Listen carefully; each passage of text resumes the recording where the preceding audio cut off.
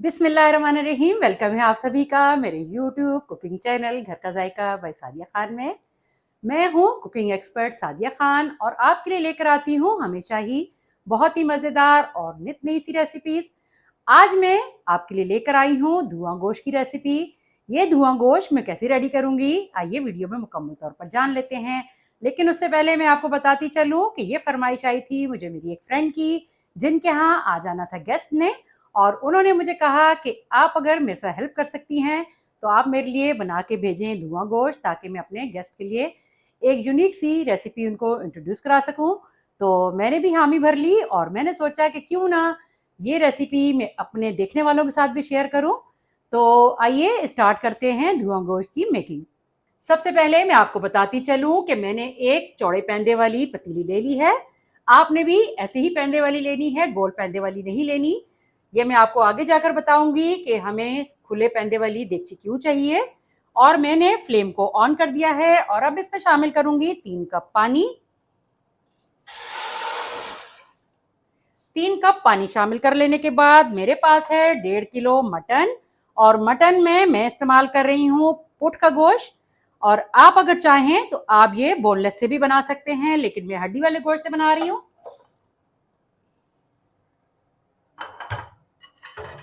गोश्त शामिल कर लेने के बाद पानी में मैं गोश्त को मिक्स कर लूंगी,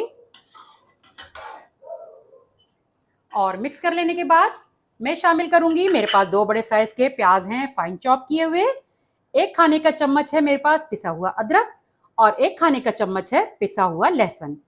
अब ये तमाम चीजें मैं इसमें शामिल कर दूंगी, और उसके बाद इसमें जाएंगे कुछ सूखे मसाले। मेरे पास है 1 खाने का चम्मच धनिया पाउडर, 1 खाने का चम्मच लेवल नमक का, और 1.5 खाने का चम्मच सुर्ख मिर्च का पाउडर। ये तमाम चीजें शामिल कर लेने के बाद मैं चम्मच की मदद से बहुत अच्छी तरह इन सब चीजों को गोश्त के साथ मिक्स कर लूंगी। बहुत ही लाजवाब बनती है ये डिश। आप एक बार इस डिश को जरूर ट्राई कीजिएगा।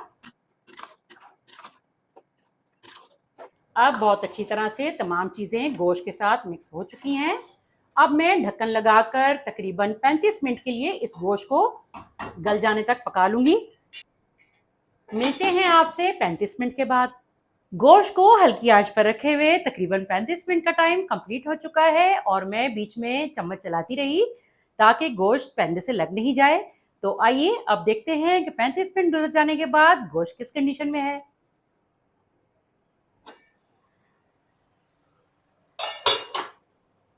गोश्त को पहले चेक कर लूंगी कि किस हद तक गल चुका है।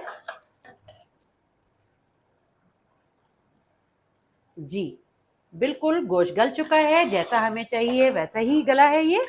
और अब ये जो थोड़ा बहुत पानी रह गया है, आंच को मैं तेज करके इस पानी को सुखा लूंगी, और फिर बताऊंगी आपको नेक्स्ट प्रोसीजर के बारे में। और अब मैं आपको दिखाती चलूं कि तमाम पानी खुश्क हो चुका है, और अब इस पॉइंट पर मैं शामिल करूंगी 1 कप भरकर घी। आप भी घी का इस्तेमाल कीजिएगा। अगर आपको बिल्कुल ऑथेंटिक रेसिपी चाहिए तो इसमें घी का ही इस्तेमाल होगा। अगर आपको किसी वजह से घी खाना मना है तो आप फिर इसमें ऑयल का इस्तेमाल कर सकते हैं। और अब मैं गोश्त को मसालों के साथ बहुत अच्छी तरह से भून लूंगी, ताकि प्याज, लहसुन और अदरक का और जो सूखे मसाले हमने डाले थे उनका कच्चापन खत्म हो जाए। गोश्त की भुनाई हो रही है तो मैं आपको जब तक बताती चलूं कि मैंने एक चूल्हे पर फ्लेम को फुल कर दिया है, और इस पर मैंने एक कोयला रख दिया दहकने के लिए, क्योंकि ये धुआं गोश्त है तो इसमें कोयले का स्मोक भी हम देंगे। अब गोश्त की मसालों के साथ बहुत अच्छी तरह से भुनाई हो चुकी है, और घी भी ऊपर आना शुरू हो चुका है। अब मैं आपको नेक्स्ट स्टेप के बारे में बताती हूँ कि अब अगला काम मैं क्या करने वाली हूँ। गोश्त की तमाम मसालों के साथ बहुत अच्छी तरह से भुनाई हो चुकी है, और जैसा कि मैंने वीडियो के स्टार्ट में आपको कहा था कि आप जब पतीला कोई लेंगे तो आप चौड़े मुंह वाला पतीला लेंगे जिसका पैंदा सीधा हो। अगर आप तंग या गोल पैंदे वाला पतीला लेंगे तो उसमें तहें हमारी ठीक से नहीं लग सकेंगी। तो यही वजह थी जो मैंने आपको कहा था कि बिल्कुल सीधे पैंदे वाला आप देख लेंगे। तो आइए अब बारी है धुआं गोश्त की लेयर्स की। तो आइए लेयर्स लगा लेते हैं। लेयर्स लगाने के लिए सबसे पहले मैंने आधा किलो दही ले लिया है और इसको बहुत अच्छी तरह से मैंने विस्क कर लिया था। एक तह जाएगी दही की। दही की लेयर लगा लेने के बाद अब मैं डालूंगी, एक गट्ठी है मेरे पास बारीक चॉप किया हुआ पुदीना, एक गट्ठी है मेरे पास बारीक चॉप किया हुआ धनिया और 2 किस्म की हरी और लाल मिर्चें हैं मेरे पास, ये मैंने कट कर ली हैं। अब इन तीनों चीजों को मैं आपस में मिक्स कर लूंगी और एक लेयर लगा दूंगी दही के ऊपर।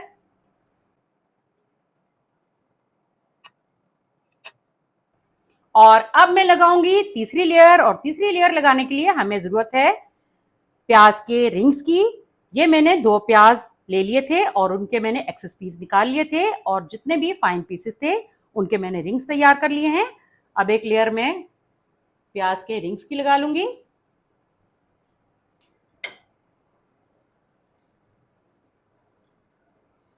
अनियन रिंग्स की लेयर लगा लेने के बाद अब मैं जो प्रोसीजर मैंने पहले किया था उसको मैं फिर से रिपीट कर लूंगी। अब फिर मैं दही की लेयर लगाऊंगी। दही की दूसरी लेयर लगा लेने के बाद अब मैं लगाऊंगी धनिया पुदीना और हरी मिर्चों की सेकंड लेयर। इसी से हमारे धुआं गोश्त का असल फ्लेवर निकल कर आएगा। और आखिर में फिर से मैं एक अनियन रिंग्स की लेयर लगाऊंगी।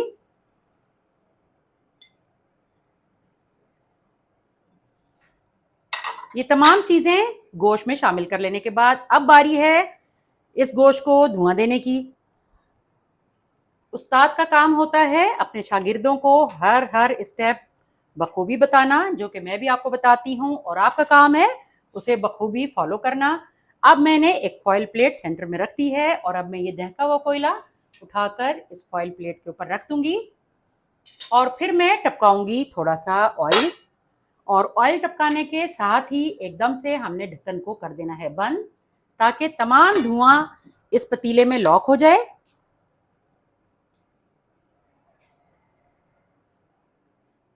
तो आइए चेक कर लेते हैं धुआं गोश्त का फाइनल लुक।